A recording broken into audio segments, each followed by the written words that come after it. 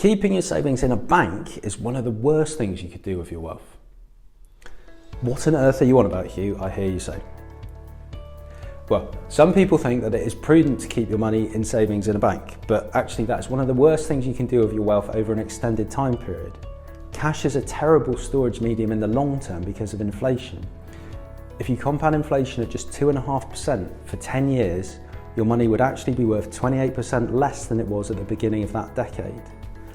That devaluation shows the erosion in the real purchasing power and assumes you are receiving no interest payments on the account.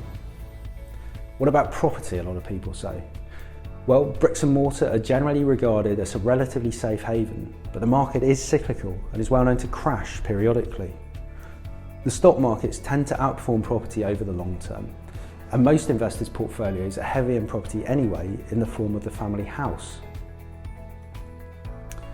I recently saw a relatively wealthy lady who was worried that she was going to have to keep working for years to come and maybe even have to die with her boots on, metaphorically speaking. Using special software tools, we looked at how much income she would actually need in retirement where her mortgage would be paid off. I was able to demonstrate to her that even if she took a larger income than she needed and lived well past her average life expectancy age, she would have more than enough money to retire now and still be able to pass a generous legacy down to her children. Money is the best device for storing energy that human beings have devised to date.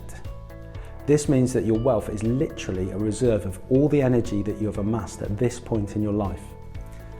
I help you ensure that you aren't taking any more risk than you need to in order to achieve your objectives. I kind of have three different roles within my work with you. First, as a financial planner, I look at your bigger picture scenario and answers to three big questions. How did you arrive at your current perspectives on money? Are you managing your money in a way that is improving your life? Are you financially ready for life's big transitions? Secondly, as an IFA, I'm independent, not limited to a restricted panel of providers. Our proposition offers genuine whole-of-market access, and I'm fully accountable and liable for my advice.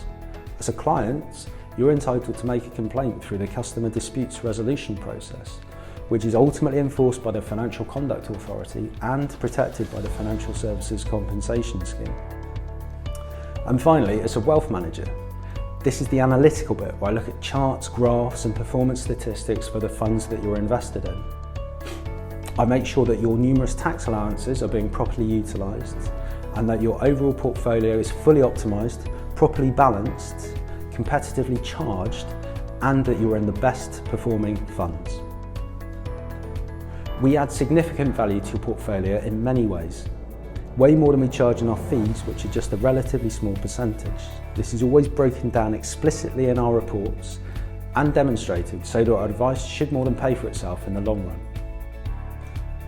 In a nutshell, I think that probably the main thing that I provide for you is reassurance and peace of mind.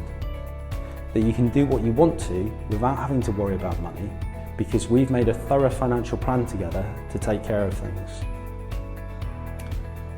So, why put your money in a bank when you can have a financial planner, an IFA and a wealth manager taking care of you and your savings? Start adding value to your future now. Let's schedule a call and I'll show you how.